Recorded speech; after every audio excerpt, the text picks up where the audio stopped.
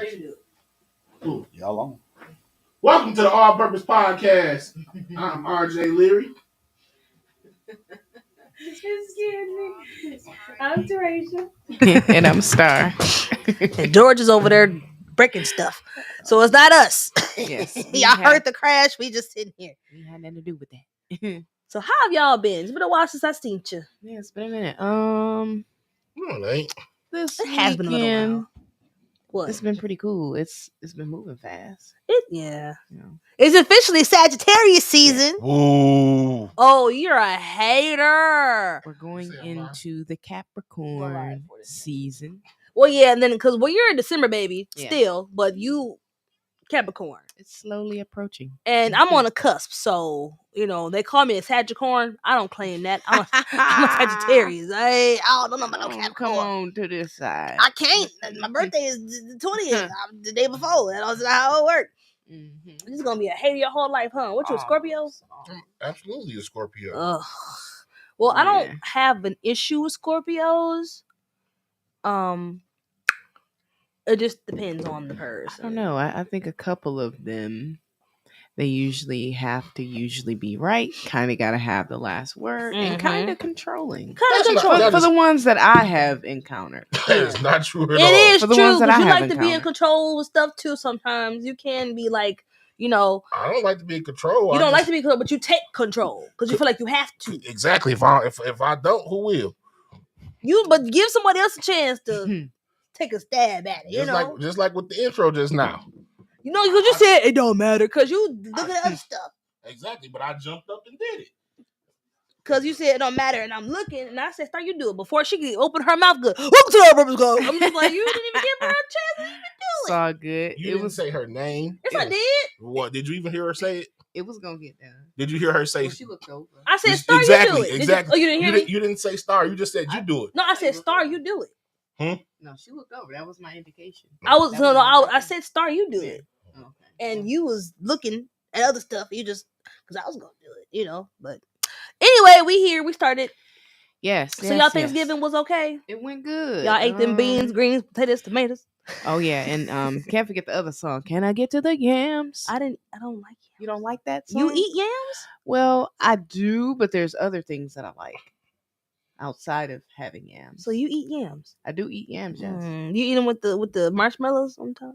I don't have no. I never had. My mom did that. That's because you white. No, I'm not white. You've seen my mom before. The fact that you don't even eat yams says it all. I don't like sweet potatoes. I don't like sweet potato pie. It just tastes weird to me. Yams is different. It tastes weird to me.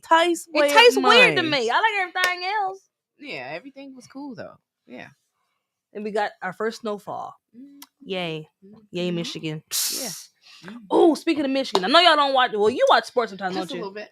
I watch sports. Okay, so did you see when Ohio and Michigan got into that brawl at the game? Yeah, what else? Oh my God! Saw clips. It was a whole a whole brawl. I'm like, what are y'all doing? It was a fight over here. This fight over here. I'm just watching. I'm just like, out for life. I'm looking around. I'm trying to figure out what to focus on, and then my brain was just. It's so real. If you drive through Ohio with Michigan plates, they'll throw something at your car. A lot flip you off, all that shit. That shit real. Do you remember when we went to Ohio that one time? And I was wearing my Michigan shirt. Yeah, You'll get your ass. It was unintentional. I just threw something down because we drove. Yeah. I forgot. I'm like, why people keep staring at me? What the fuck y'all looking at? Oh, they so real. They and the people were literally staring me down. I'm like, what y'all looking at? And I had my Michigan. Like when I went to the bathroom, I was like, oh damn, I got a Michigan shirt on. I didn't think about it until I got there. I'm like, dang. So I put my jacket on so I could cover it up. But I'm just like, dang, I didn't even think about that. It was not intentional at all. Yeah, that's funny. It was a clean shirt. I didn't realize that then at the time, but yeah, I get it now. I'm like, dang. And I'm like, but who gonna do something to me? Right. Ain't nobody gonna do nothing to me. Try it. I'm finna murder me. What you gonna do? Right.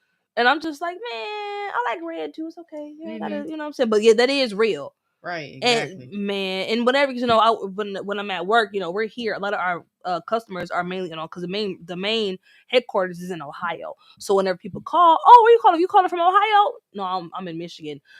I'm sorry to hear that. Oh, I be wanting to talk shit back so bad, but I can't. I gotta remain professional. I'm just like, psh, okay, you in Cleveland, and is she not on mute or nothing, right? Yeah. I mean, because I didn't want to keep her waiting. No, I want to catch her while he was out the room. Oh. All right. All right. Okay. Can you see us? We got a special guest in here today. One of my close friends in comedy.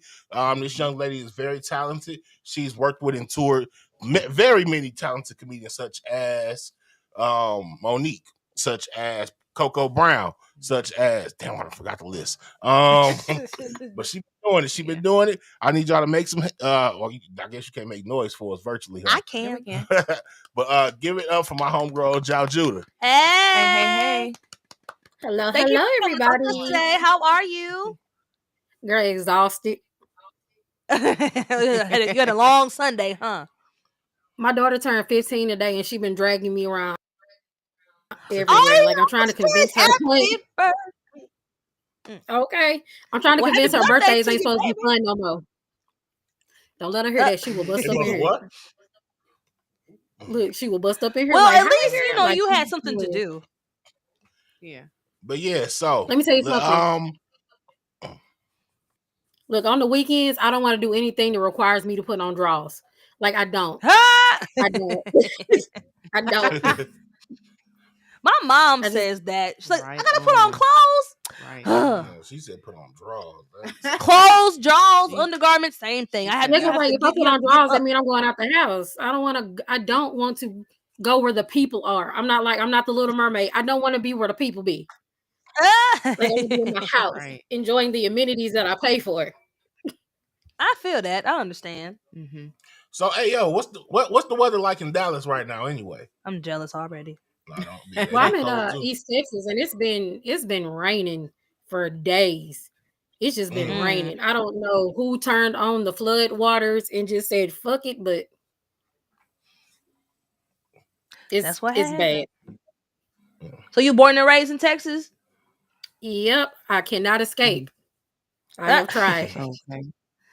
I like Texas. It's just too doggone hot. It's that dry heat. It was choking me. What part are you from? East Texas, like where nobody knows your name. Like where I'm from, there's more cows than people. Oh. Yeah. Okay. Sound like Plano. Oh no, Plano is people. It's too many people. I'm from a little town I'm from a community outside of two towns. It's just woods.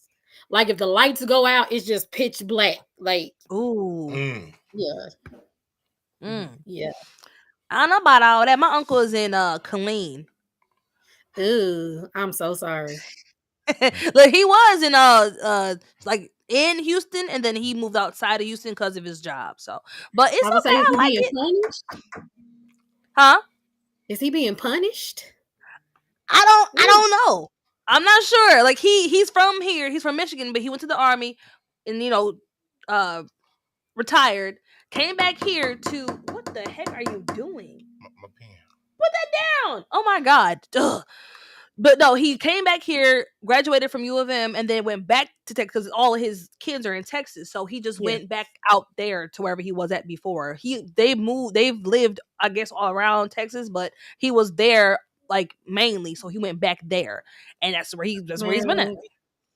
Killeen, I've done shows on Killeen. That was the most boring place in Texas. Really? Yes. Huh. And like I said, a couple of days.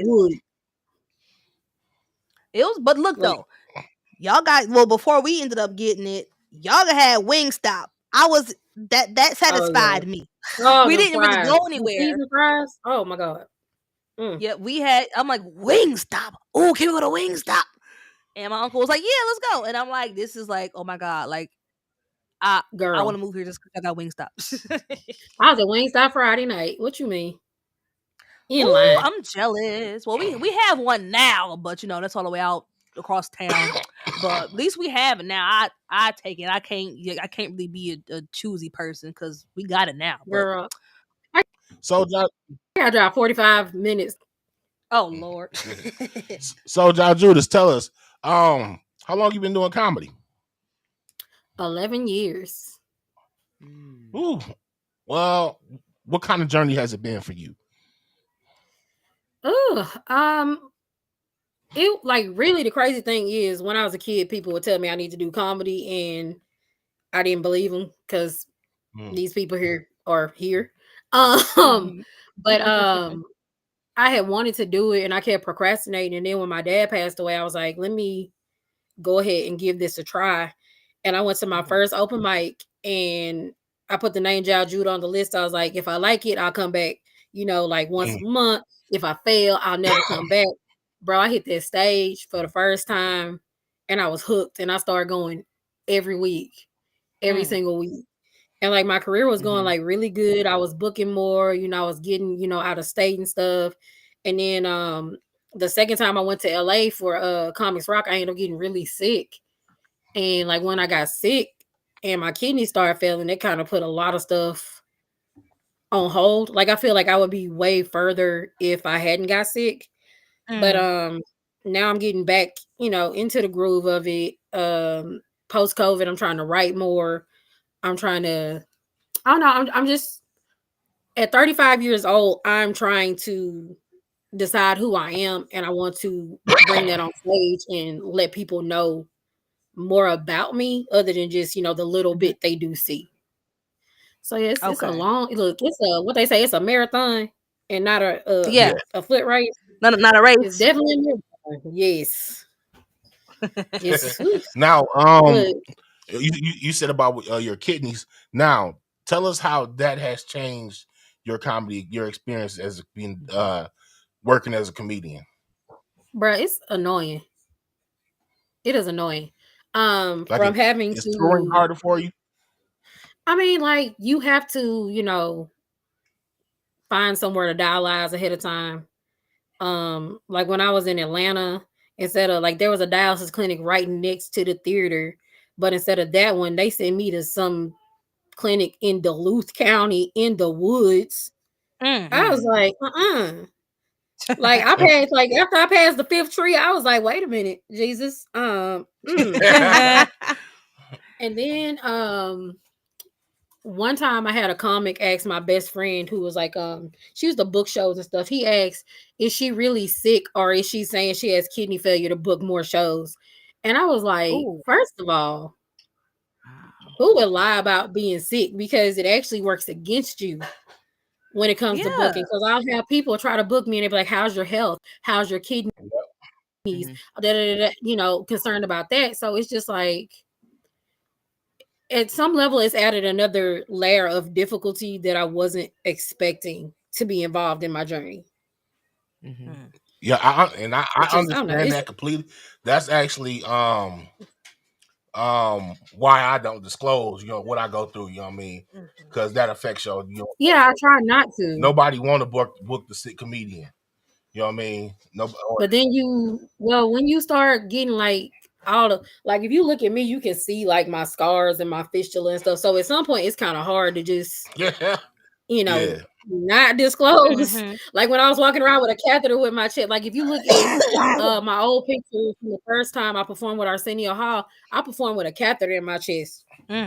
So like when you walking around with tubes sticking out your body, it's kind of hard to not disclose because someone's gonna ask. I remember. Yeah, you coming with attachments.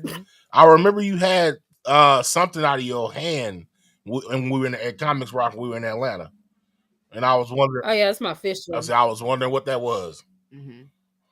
Yeah, that's where I do my dialysis. So and this one is like more discreet. This was before I knew you was on dialysis, and I'm a nigga. I'm a nigga. So the first thing come to my head, my mind is, she got that shit. She got some.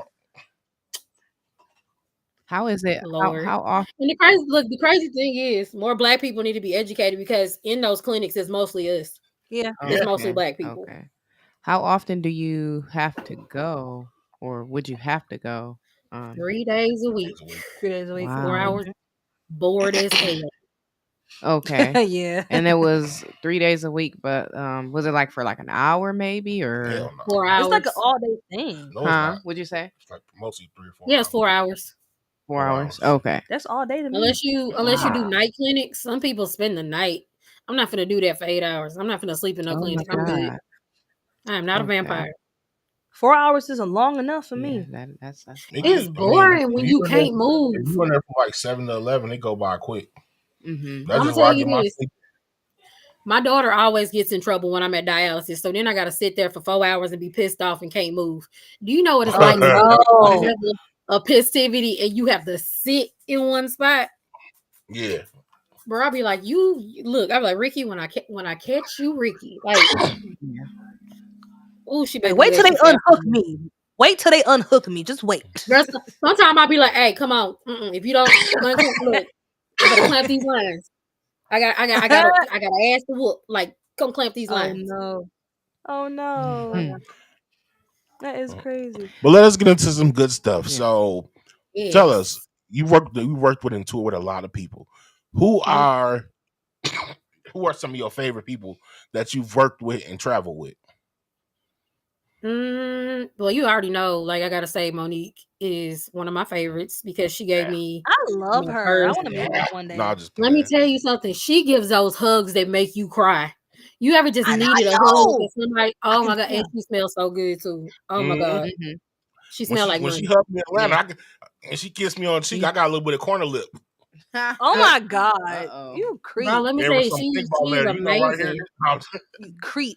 She seems like she gives the auntie vibes for sure. Yeah, and she gave me my very first guest spot. I was 6 months in, and like she was one of the first comedy shows I went to. Like the first one I went to was Arnez J, and then like she was the next comedian I went to see. And I went to see her a few months after I started comedy, and I was about to quit because everybody's like, "Oh, women don't talk like that. You need to dress like this on stage. You can't do that." And I paid $120 for 2 tickets to go see her, and she was saying like the most off the wall stuff, and I was like, "And people hear me say this for free. They paying us to see her say this. I'm gonna say this." And like we had a moment after the show, and like the next time she came back to Arlington, I wrote her a letter. I was like, "Thank you for doing what you do because I was about to quit, but I came to see you and it motivated me to keep going." And she had her assistant, who's her cousin Robin. She's awesome. She had her pull me to the back, and Monique was like, "Tomorrow night, you got 5 minutes." Y'all, I was so stunned. I pulled out the parking lot with no headlights on. I was like, and I was like, but I've done like several guest spots whenever she comes into town, and even when I'm not on stage, I make sure to buy a ticket to go see her. Because she's one of those people I would not mind going to see her every single time she is near me in Texas. And then my next, I would say Arsenio Hall, because I grew up watching Arsenio Hall with my parents. Like you remember he had the show where he just whoo. Like I was 5 years old in that. Like yes. Yep. And now listen, he's so nice. Like he is. You know I'm gonna be mad at you if you don't mention our girl now. I know. Let me get there. You asked my favorites. Okay, all right. She's going through the list. Like I'm a Leo, so I gotta take my time and make it work. Let me see. Of course, Hope Flood put me on my first mini tour. Cusses me out at least once a year. Oh no! Yes. Like it's coming to Dallas to think she's my mama, because like we used to look more alike like back in the day when we were both chubby, and somebody was like, "That's your mama," ain't? I was like, "That is not my mother."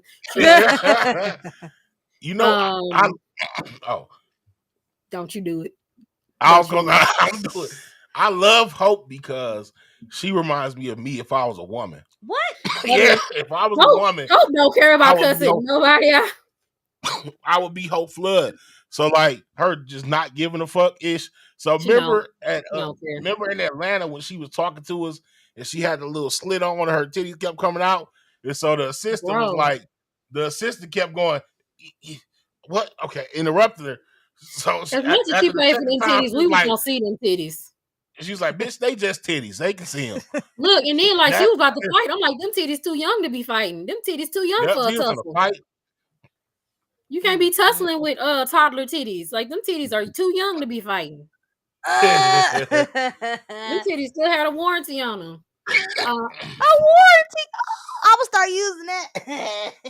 Let me see. And you know I love Coco Brown. I'm about to tell you better. The one show I was supposed to do with her, I got kicked off of it by the by the managers at the club because they were like, "You can't not supposed to be." Yeah, they're like, "You're not supposed to be booking with the comics directly. You got to come through the club." And I was like, "Well, she told me I could do the show." She cussed them out. I appreciate her for that. I appreciate her so much for that. Wow. But like, I've done her class. Mm-hmm. If you ever get a chance to do Coco's Brown class, do her class. It's really good, especially if you want to act. Yeah, she has a class for adults and she has a class for kids. So if you or your kids are interested in acting, like take her class. It's very educational. The books she recommend are very eye-opening. The Actor's Way is a really good book. I would have never got it unless she recommended it. But yeah, like those are like my tops right there. Yeah. And just to clarify, her class is like for all entertainment, if you want to be a comedian. So it's for everything entertaining wise, entertainment wise. She told us this real inspiring story, which was funny. She actually inspired me to start getting deeper into my situations because what I've been through.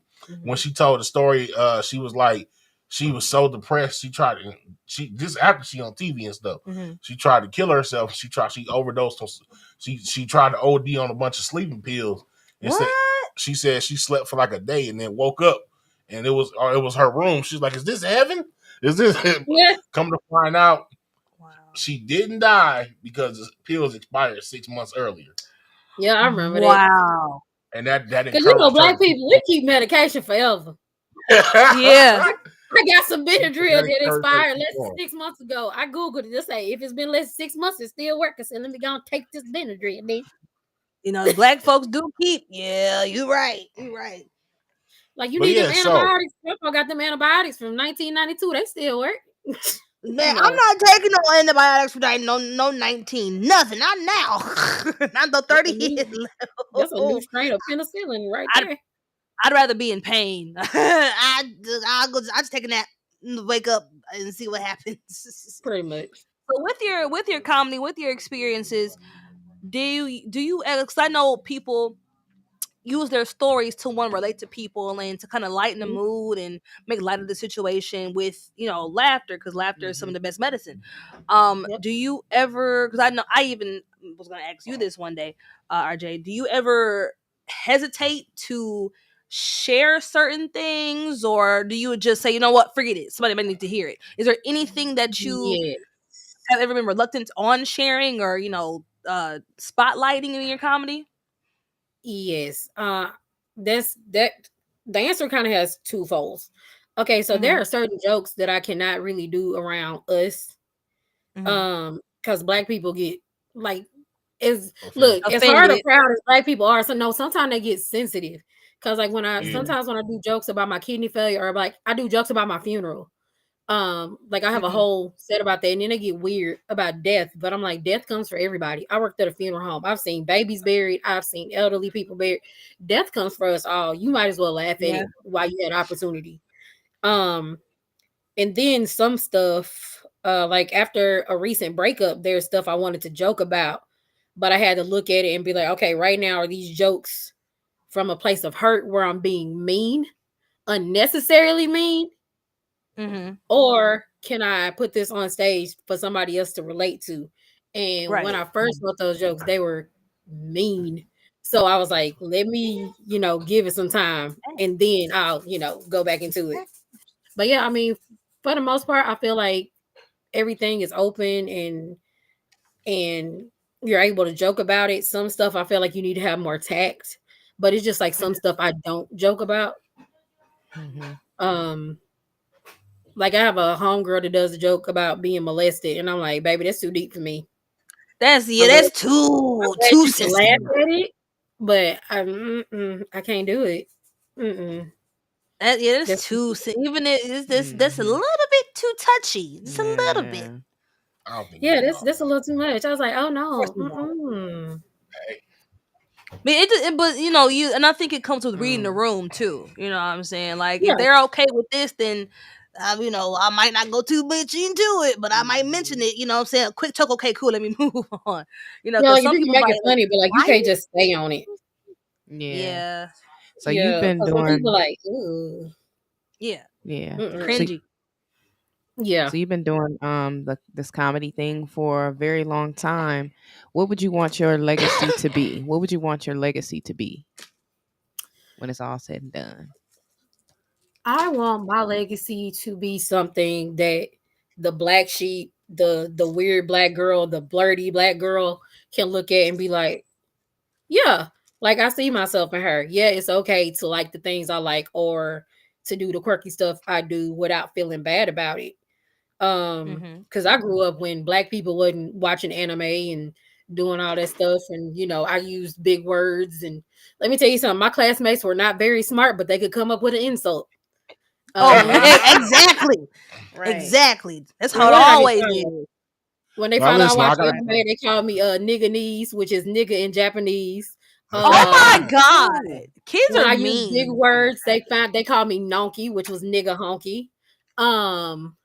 Yeah, like like I just want to fight. I want to fight. Like what?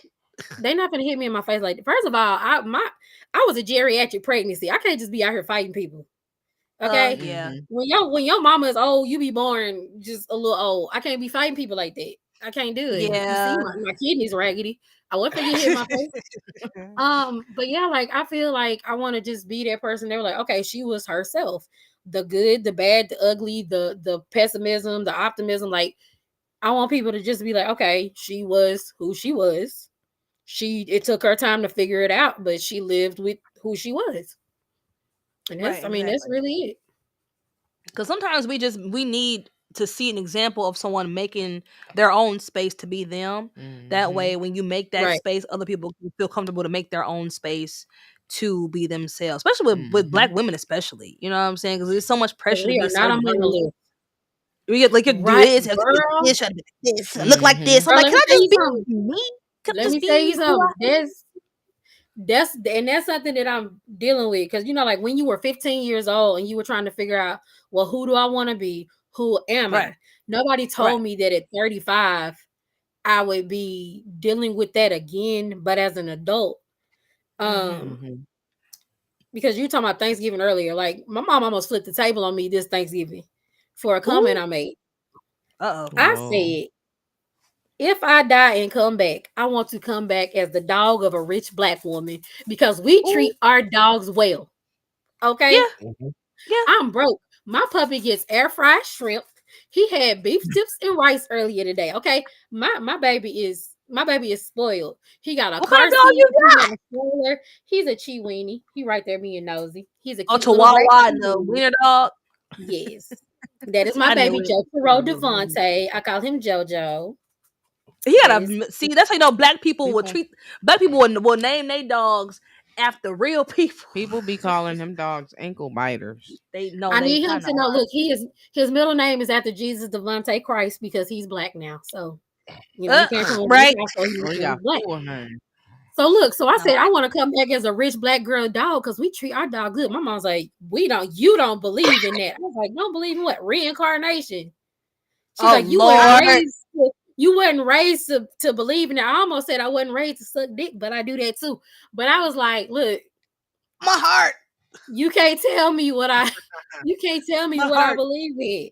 Like, black people, it's like, as an adult, like, dang, like they are like, because you were raised a certain way, you supposed to believe what they believe in. You supposed to do what they tell you to do, especially if you Christian. Because you supposed to live for your future husband, because he the head of your household, like the Lord is. You're not supposed to get pierced. Look at me, 2 nose piercings, walking around here. These piercings with the crazy color hair, like tatted up. Like, ma'am, I'm an adult. I pay taxes.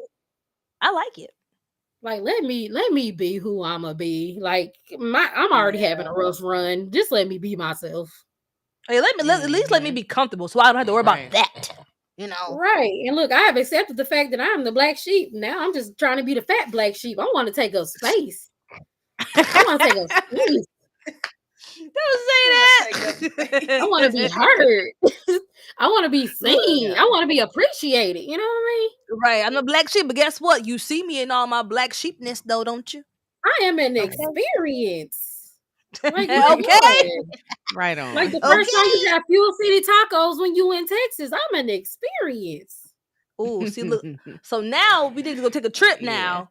Yeah, I want to come see you in action live. I gotta come see you so we can get Wingstop and come see you perform. We gotta make a trip. Now we have to come now see you now. Look, and let me tell you something. Fuel City Taco be like the club. That's where the niggas be at. Yes, God. The niggas. That sounds like how you would say it. Look, and right, and I don't even like tacos, but I'll go just so I can look. I like the people watch. You gotta go because it is the best view of the skyline in Dallas.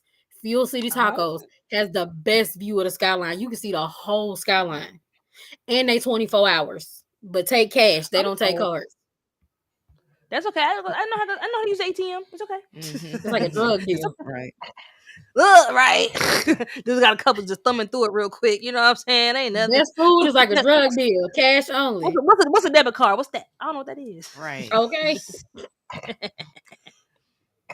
So, who is someone who you haven't worked with yet that you would love to work with? Ooh. I know you've been doing your thing for a while. So, who haven't you worked with that you want to work with? There's a few people. Ada Rodriguez. She is very funny.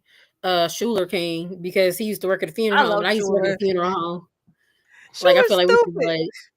Because, like, I feel like we can relate. Once you worked at a place where the customers don't complain, yeah, you can exchange stories. Relate I to can that. only imagine. I can only imagine. And I know some comics will not agree with me on this one, but I would love to work with DC Young Fly. And that's simply for the case when he started getting in the stand-up, he was actually open micing and actually respecting the process. It wasn't just relying on the fact that, oh, I'm an internet nigga, but he was actually out there putting the work in. And he reminded me of my nephew. He reminded me so much of my nephew. I'm like, somebody daddy lying. Because y'all got to be because they have like the same mannerisms. You never know. Yeah, so what do you have? I know my sister is possible. Oh Lord! Hope she don't see this. Like we didn't. The views and opinions. What do you have lined up next? I'm actually taking a little bit of a break right now because I don't like to move around too much in the winter in Texas because I just got over bronchitis. Like I was to the point I couldn't breathe. Let me tell you something. Ooh. If you have bronchitis, don't have sex without an inhaler because you might die. It was worth it. Of course it was worth it, but did you die? I have asthma. I have asthma, so I had to laugh at that. Like, look, I had to wait till I get in the car so I could cough real hard because my lungs was like, I was like, hold on, let me do this in the car. Girl. Do your breathing treatment before you go over there. You got to ask, you have like you don't have to have like a machine though, do you? Baby, I have an asthma machine somewhere over here. Child, I was somewhere over there. Okay. The emergency inhaler, okay? Okay, there we go. Right. On standby, just in case. I got that one. Yeah, that one works. But no, I'm taking a break and I'm trying to get my life together. I'm trying to get all the, the emotions and stuff together because 35 is tearing me up. 35 is on me. But hopefully next year I'll be doing my first special. Next year gonna be busy because I'll be in New York in May doing the Apollo. Okay. I'll be back in them days. I was wondering if you were gonna say something about that. Of course I am. Leo gang. You know I'm a bragger. She had to get to it. She had to warm us up. And I'm like I'm debating on either doing a 30-minute special for my first special or an hour because I want to do like old school comics, like you start with your 30 and then you go to the hour. You know what I'm saying? I kind of don't want to, do it the old school way. But I already made the album cover. I already got the name. I've already started on the material. The only thing I need is a location. So that's the only thing really at this point. But yeah, I'm Well, that's trying. gonna come into place, of course. Oh yeah, because trying to lock in the spot has been the hardest part. Because I need it cheap and free, not cheap, free. That's really it. Right? Exactly. I'm on a disability budget, so nothing. I never wrong with that. Look, you make it work either way. Unless they want this $56 in food stamps, I don't know what I can offer. Cause look, you never know. It don't hurt to ask. You'd be surprised these days. Okay. Gotta start somewhere. Look, you never know. Sure. People sometimes take anything. Look, I give you $56 in food stamps and do some 2-strand twists for your baby. There we go. That's worth right. Look, trade. It's somebody out there that need that. Barter. So yeah, you never know. Sure. Exactly. You never know. I would look, and I wouldn't have no hustle shame. Is a hustle. Yeah. Okay. Exactly. Thank God for the girls who take payments and food stamps for braids. Like y'all have really held the Black community down. I wouldn't mind that shoe. Like I wouldn't complain. I'll just say thank you. Okay, which one to trade next? I got this. You gotta do. Okay. I got a Sam's Club membership. I'll give you 1 hour in Sam's Club. Look, I got Disney Plus. What you want to watch? Oh no, they doing like Netflix now, baby. They be like, this is not the correct IP address. Like, girl, chill out. Oh Lord, they see. Oh yeah, because you can't do stuff. Yeah, they kind of messed us up because we have been sharing streaming services, but now they tell us it can't be outside of the household. Let me tell you something. You can't just let everybody use Disney Plus. Now there's naked people on Disney Plus because their kids might see some stuff and now it's your fault. Oh yeah, because it's the bundles and stuff. Yeah, girl.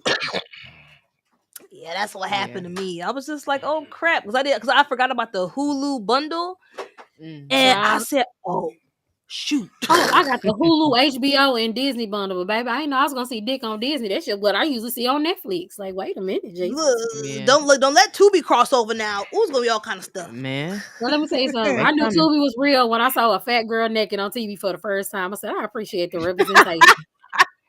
Lord have mercy. Them oversized nipples and them damn stretch marks. I was like, I feel seen. Not the extra large areolas, Lord. So before you shoot your special, what are some more goals you got for 2025 outside of shooting your special? Get down to in Wonderland because currently I'm at 201 pounds, and baby, I'm trying to get to 199 so I can flex. I can tell a nigga to pick me up. You know what I'm saying? Like, what? Look, I'm trying to get to that. Okay, look, I'm in the middle part. Okay, the big girl section be in the back. Now I'm kind of in the middle. I'm trying to get to the front of the store where people can see me. Like, that's one of my goals. I want to shop in the front of the store with the people who can see me. Like, that's a goal. Okay. I understand that. I understand 100%. Right. Like, I want to be able to see my poo when I put it on the nigga forehead. Okay. I want to see. You know what I'm saying? Like a snail. Slide across like a snail. Okay. Let me go home. My mama might be watching this. Let me be quiet. Lord. You a little too late now. I've been debating on rewriting and re-releasing my book. Maybe toning it down a little bit because when I look back at them sex scenes I wrote, I was like, Jesus Christ. Because I started writing that book in college. I was like, oh my God, my knees don't do this no more, Jesus. I'm gonna have to update it for the 35 and up crowd because I was like, what was I doing? Like, was I doing this, Jesus? So was it supposed to be an erotica book or did it just turn into it? Yeah. The first page. Okay. Okay. My mama, I still ain't let her read my book. Of course, she still be asking about it. No, but I told her she can read it when she die. Now what, Lord? No, now, and you know what? Black women gonna find a way anyway, so she still might see it. She probably did. Oh God, she probably did. Because one of my 70-year-old cousins bought a copy, and I was like, I'm gonna need the now I want to see now I want to read it, so I'm gonna need a link or something. Yeah, that's like one of my guilty pleasures. But now I'm just really trying to get back into, because with me living in East Texas, there's no comedy scene. So I'm trying to find a comedy scene where I can work regularly and be comfortable and kind of fit in. Because even when you start somewhere, if you're not from that area, you still be a little bit of an outsider. So it's like, I need to find where the weird nerdy bitches be at so I can go be funny and talk about anime and they understand my references. Right, exactly. It feel more Other than comfortable. Dragon Ball Z, because I'm tired of talking about Dragon Ball Z. That's the only one that people know about that don't watch That's all anime. Black people know about, because Black people like to fight. Yeah, that's why. Exactly. Literally. What do you say? You think I'm fighting to save the world? I'm just fighting because I like fighting niggas. Like for no reason. But yeah, just have you ever trying thought to about maybe acting at all, or have you ever thought about getting into the acting scene? I need to, but I don't know. I be getting too emotionally involved, and I'm gonna really be thinking I'm somebody else. I don't know. I gotta get my mental health together before I do that. Well, that's one way to get in tune with the character that you're portraying. So, I mean, that's not a bad thing, though. I mean, I have an overactive imagination, child. I don't know. I gotta see. We gotta get there. I think you would actually, I think you would really mold into it, pretty well. But like, you don't want to have a soul tied to this fictional character. I understand that, but look, I'm Tubi movie ready, but I ain't like Netflix movie ready. Look, Tubi is a new Netflix anyway. You never know. I'm Amazon Prime straight to DVD ready, but maybe. Could you see? I would do reality TV though. Okay. Could you see yourself writing a special for either platform? No, I don't know. I'm already struggling with the one I'm trying to write. But I mean, if the possibility came and I had an open deadline, I could do it. I just I don't do well with deadlines for some reason. Maybe it's the ADHD. Maybe I got a little autism. I don't know. It just don't sit right with my soul. Okay, now listen. We're not gonna do that. Man. I might.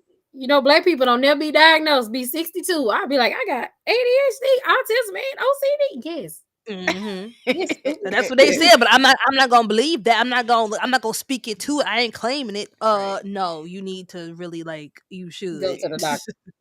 Jesus will fix it. I ain't taking these pills. Put everything on Jesus.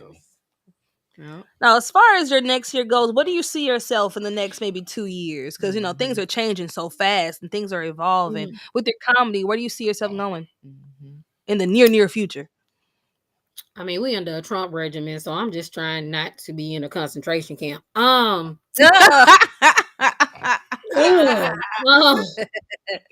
stuff about to get real expensive. I don't think I'm gonna go nowhere. Let me be real. Inflation. I ain't paying a car no since May. I don't think I'll be going nowhere because I probably ain't gonna have no car. I don't know.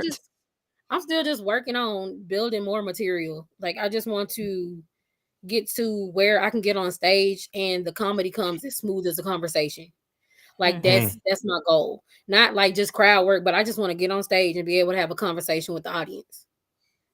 Like just something happened. Oh, girl, you just got a divorce. Da da da da. Let's go. Let's talk about that. I just want to be able to have those conversations. I want it to be genuine, and I want people to actually feel like they have a connection, not just generic, over the top. Let me just do this just to do it type thing. I want people to genuinely be able to connect with me on stage. Yeah, I get that because it's more than just listening to people talk. That's what a lot of people view it as, but it is like a big conversation just with a bunch of people and just one person talking. But I think a lot of people take it as, we're just coming just to listen to somebody talk. No, like he's actually like how the preacher is preaching and he's like he talking to you. Yeah, that's the same thing. That's with comedy sometimes. Yeah, but laughter is the conversation. Yeah. Now, what advice would you give to someone who desires to do the same thing that you are doing now, who's new to it? Just do it. It's like everybody always talks. I want to do it. I thought about doing it. I went to open mic, but I just get your ass up there and quit being scared. Just do it. If you fail, you fail. Then But most comics that's not good at comedy still be doing comedy. Don't let them have more confidence in you. Just try it. It's like people be scared, but do you remember when T.I. spoke about getting into the comedy field? And I don't know, a lot of people that spoke out about you shouldn't do it. How do you feel about that? Did you have any I insight don't. on that? I I don't mean, because care he was about a people getting into rapper, but then he comedy. crossed over into that. He crossed No, over into that. I So. don't care about people getting into comedy. I just need people to have respect for the actual art of Mhm. comedy. Like the real The craft. art of it. Okay. Yeah, the art and the craft. Because for me, I am a student of comedy. Like on my bookshelf, I have a whole row of comedy books, like dedicated to the history of comedy, black comedy, autobiographies, biographies, all this. Like, respect the craft for which you're doing. I mean, people can use stuff to their benefits, but at the same time, respect the people who are grinding it and doing it, the hard way. Because it's easy to come in when Right. you already got a platform, but like Yeah. respect the people that's trying to build their platform.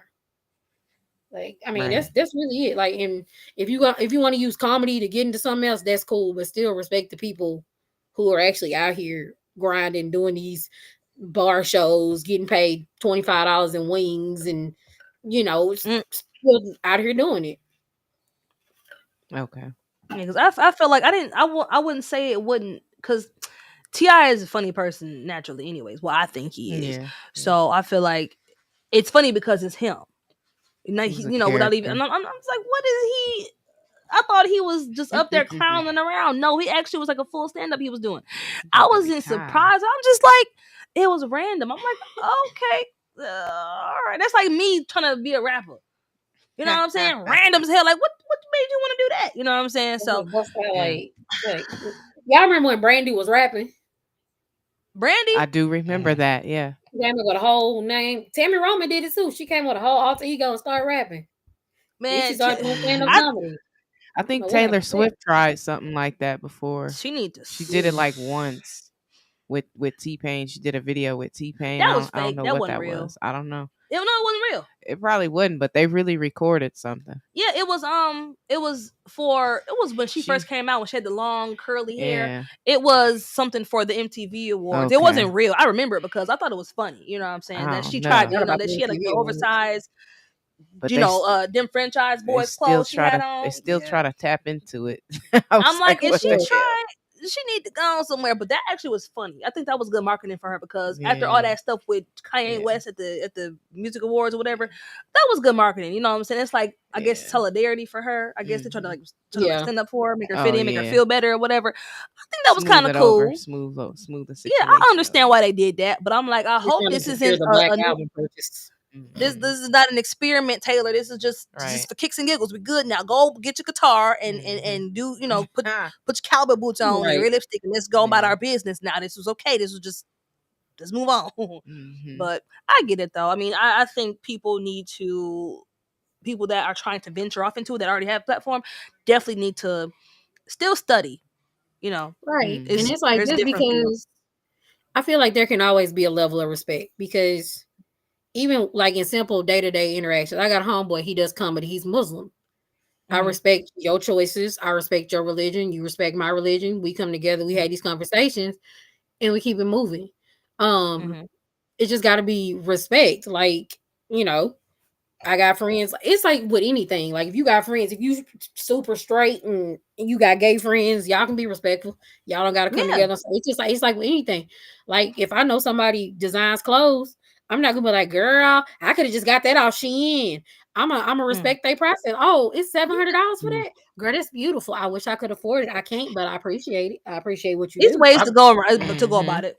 I get what I agree with you saying to a sort, but using T.I. as an example is different because he can't control. That he already came into this as a superstar. You know what I mean? Like, so you feel like it's a leverage. Yeah, absolutely. And then it's made it harder for comedians that are new and get them a different expectation, unrealistic expectation. Bro, of let's what be it's real. like. Clubhouse gave them an unrealistic expectation of what to expect from comedy. You had people that was barely doing comedy on Clubhouse working at places like the Laugh Factory and stuff because they was funny on Clubhouse. I was like, bro. Yeah. Okay. That's a facade in itself. Yeah. Clubhouse is a facade all in itself. But yes. But no, I agree with that too. But with T.I., like I said, it's just gonna be easier for him because you know, you're already famous. You're already famous. Like even myself, that I book comedy shows. Hell yeah, I pay this nigga a couple $100 to come do some open mic comedy because I can still sell tickets off the fact T.I. gonna be there. He gonna be there. Exactly. Got it. Exactly. It's like it's gonna T.I. and some other people, but they're important too. They're important too. But T.I. gonna be there though. T.I. gonna be there. You know, it's just like the headliner. Imagine going to a comedy show and the headliner, or like they're making it a bigger deal that T.I. is gonna be there. That happens. I know, and I'm like, dang, you know, it's because it takes away from the other people because we just here to see T.I. and they don't have expectations for the other people, and it's like, you know, it's messed up, but at the same time, like this is kind of what we see.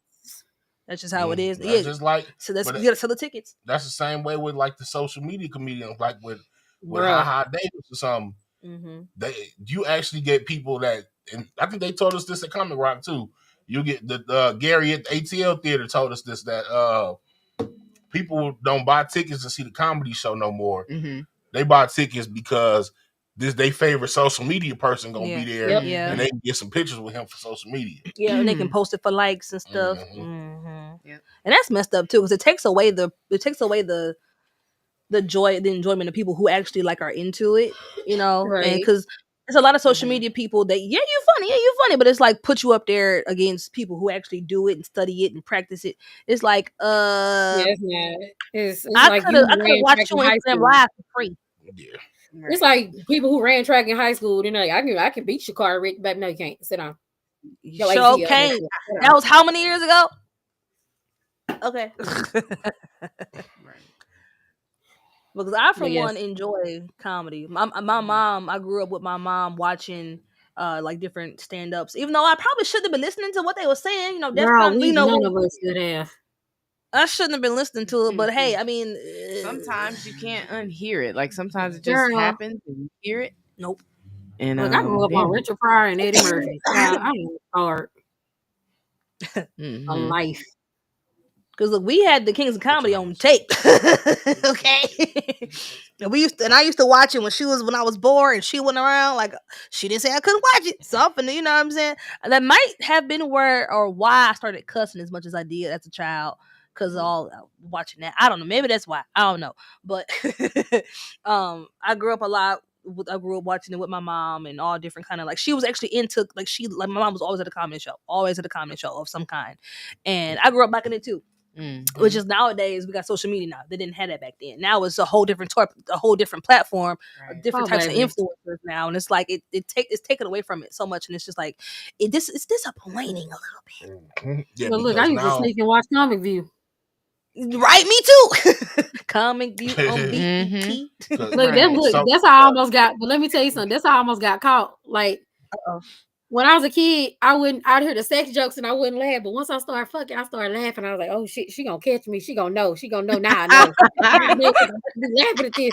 I ain't supposed to be relating to this. I was like, oh, let me shut the hell up. Right. Like, what you know about that? Nothing. I don't know. It was just the way he said it was funny. That's all. All right, Juju, before we let you go, I need two things from you. First, give me your Mount Rushmore comedians. My Mount Rushmore comedians. Richard Pryor, of course. LaWanda Page, because I feel like she don't get near enough credit. I'm definitely gonna throw Eddie Griffin in there because he is an absolute beast. And I'm gonna round it out super old school, Miles Mabley. Okay, I respect that. Shout out to Miles Mabley. I know who that is. Like that's the first record I ever got was a Miles Mabley record. Okay. And then second thing I need from you. We have comedians. We trying to finish the show, Michael Collier style. Can you give us a good 2 minutes real quick? Good 2 minutes. Let's see. Those now. Okay, I'm gonna tell y'all. Responding back. So y'all know, well, RJ's heard me talk about the stuttering boyfriend before. Oh Lord!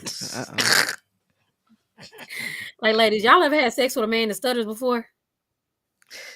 No, I cannot say that I have. I'm used to the moaning and groaning and sweating, but y'all, it got real awkward when he started trying to talk dirty to me. Oh my God. He talking about whose is it? I said it's mine. God gave it to me for my birthday, but you can have a little bit of it. He was like, he was like, is that pussy wet for me? And y'all, when he said wet, he spit on my forehead. Oh my God. Y'all, I was so embarrassed. Like I told him to stop, and he was like, "Look, let me make it up to you." And I was like, "How you gonna make it up to me?" Y'all, this man went down on me and said, "Peter, Piper, picked up." Girl, by the time he picked them pickled peppers, I came so hard I was cockeyed. Y'all, I was the next day talking about that's my man, and I'ma stick beside him. Yes, God, you got to use your disability in any means necessary. Oh Lord. What the hell? I gotta get a stuttering brother some love, just look, Sally Shell sails by the seashell. You never know what might happen. Listen. Now look, now that's like an experiment to me. If I ever heard, if I ever thought about. If you find your dude that can stutter and beatbox, you won.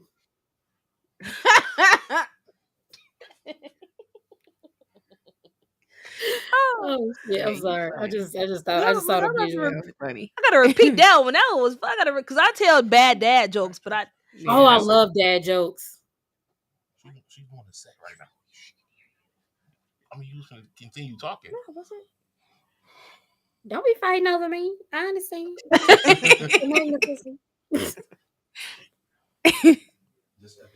Oh man, I enjoy it. But anyway, thank you so much for stopping in with us. We appreciate you. Now, shout out to shout out to OutOf MudINC. Mm-hmm. Before you get up out of here, let us know who your favorite podcast is. What my favorite podcast is? I'm saying the All Podcast. You messed it up already. Never mind. No, I'm about to roll into it. You gotta let me be seductive. Jesus, I'm trying to find a man. Damn. Let me out the mud. Thank you so much. Podcast. I've been single for months. Take it. Right on. I'll take it. He be doing me. That's that Scorpio shit. Mm-hmm.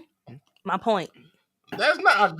She messed it up. She did. No, you messed it up because I was gonna come in all sexy and seductive and bat my eyelashes. Oh, she said bat my eyelashes. Said I was gonna bat my eyelashes. You done messed it up. Just stepped on my toes. I got a little feet.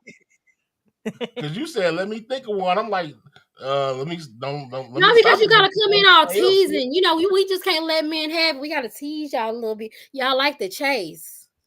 Mm-hmm. Which I'm fat, so I don't like to run, so I ain't, making you chase too hard. Shit. I was gonna make you take 3 steps to the left and 1 to the right. Damn, like let me get there. Can't rush me. Ooh.